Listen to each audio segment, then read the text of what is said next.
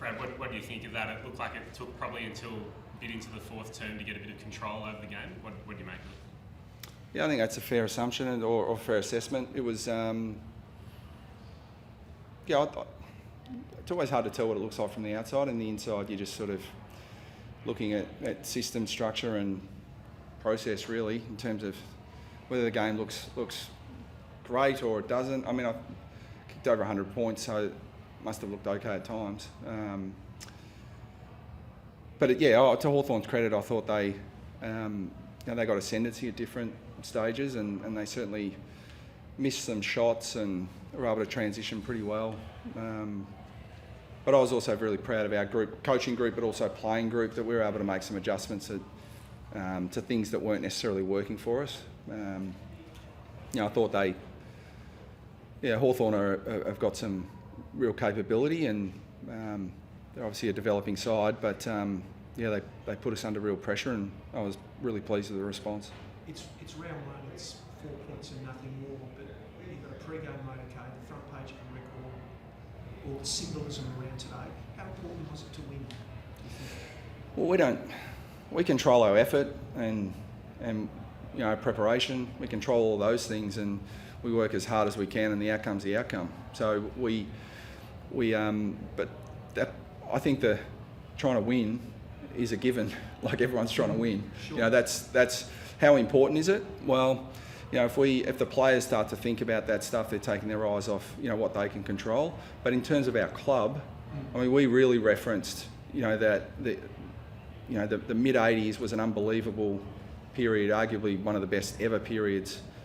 Well, certainly not arguably, it was one of the best ever periods for our football club. It was, I grew up watching footy, my formative years through that era, and the games Essendon against Hawthorn, in the early mid '80s were the best games, of my formative football watching years. So I've got fond memories of them. I know our fans obviously have fond memories of it. So it was, for our club, I think it was really important to go out, and the outcome is important clearly for all the fans, but I think what our fans want to see is massive effort and just having a massive crack to what we think is important. And when you see Setterfield chase down tackle, Caldwell chase down tackle, Stringer didn't get him, but he's chased through the middle of the ground. Like that's stuff that our supporters can say they're having a massive crack, these guys, and that's what we value. How pleased were you by the midfield ascendancy? Hawthorn was one of the best centre bounce teams last season, but you had those numbers, and that was without Darcy Parish. Yeah, Darcy's he's an All-Australian for a reason. He's pretty impressive, and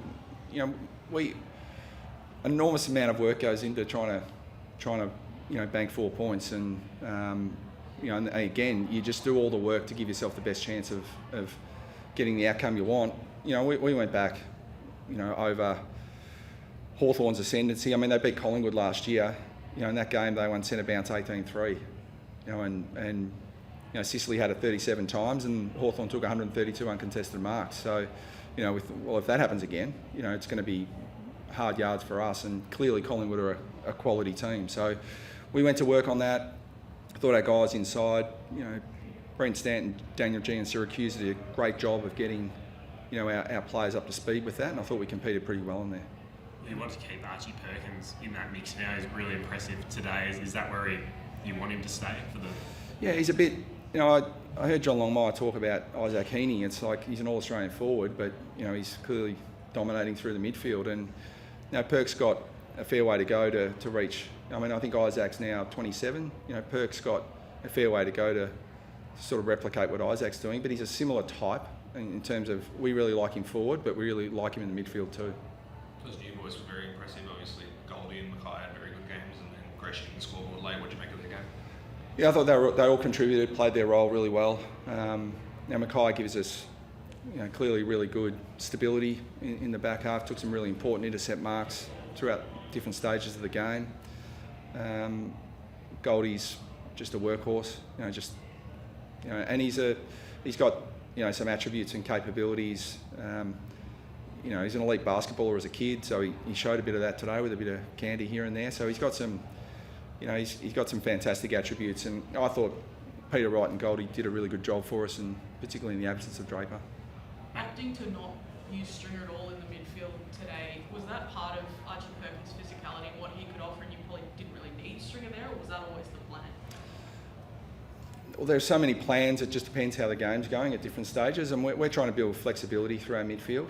You know, and our opponent next week in Sydney, I think, are a pretty good example of that. They've got a couple of experienced players. You mentioned we've got Parrish out, but Sydney have got some experienced midfielders out too.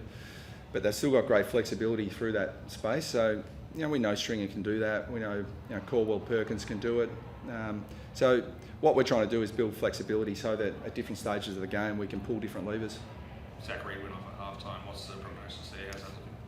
Yeah, we don't know yet. It's the truth. It's the short answer. But what we do know is that he came off with a tight hamstring, and the length of time it took for them to tell us, they couldn't rule him out in the lead up. I think we had probably 6 or 7 minutes before half time, roughly, and they couldn't rule him out in that time, so they needed time at half time. So that tells me that, it's a tight hamstring, but is it a torn hamstring? No. There may be some very minor damage, but if there is damage, it's minor. But I think Reedy's injury history is pretty well documented. So, in the end, I just take it out of their hands. We're just going to sub him and take a cautious approach, and hopefully he's okay. But if he's not, he's building a really solid bank of resilience. So it's, getting injured is, no one wants that to happen. But the silver lining is, he's building, resilience, and he's been through this before and he can come back. So it's on the minor end if there is any damage at all. And he'll be back sooner rather than later, whether it's next week or beyond. We've still got real confidence in him. How do Sam Draper and Dylan Shield look? Are either of them a chance to be on the plane to Sydney? Yeah, they're playing now, so I'm not sure how they're going. But, we've got some guys, Shield is playing, Draper's playing, Hobbs is playing, so Jaden Laverty's playing. So we've got some guys that are, quality established AFL players, that are ready to come in if we choose to go that way. So, that's certainly what we're trying to build. Brett, you mentioned transition earlier. They have more scoring shots. You really made the most of your set shots, especially. But just the sort of the around the ground defence. What were your thoughts on that today? Yeah, it's look. I mean, we'd like to do better.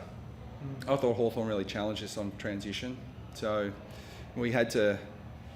Yeah, we had some system breakdown in the first half, which I thought we improved in the second half. But to Hawthorn's credit, they really challenged our defensive system.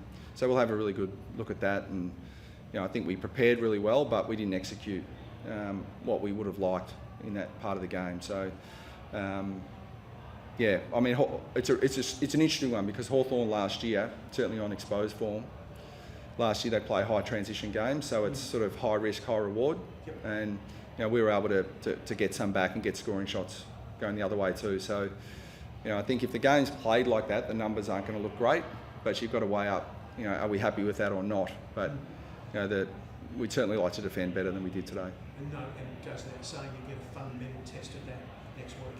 Yep. They look. The Swans look in really good shape. They've got quality everywhere. So, it's a big challenge, but we go up ready for it. Thanks, Great. Thank you.